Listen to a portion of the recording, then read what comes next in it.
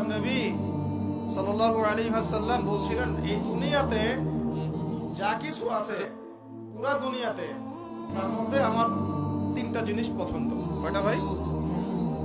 এক নাম্বার সালাহ, এক নাম্বার নামাজ।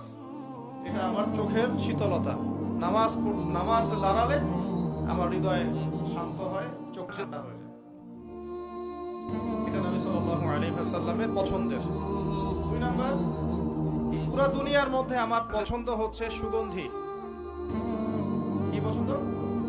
সুগন্ধি। 10টা টাকা যদি আর্ন করেন, 1 টাকার সুগন্ধি কিনেন, সুন্নাত। সুগন্ধি সাথে রাখতে হয়, ব্যবহার করতে হয়, মনটাও ভালো থাকবে। আর সুগন্ধি বেশি ইউজ করলে রোগ ব্যাধিও কম হয়। 3 নাম্বার হচ্ছে স্ত্রী। 3 নাম্বার কি? স্ত্রী। স্ত্রীরা আমার পছন্দ। নবী সাল্লাল্লাহু আলাইহি ওয়াসাল্লামের এই 3টা জিনিস পৃথিবীতে পছন্দ ছিল।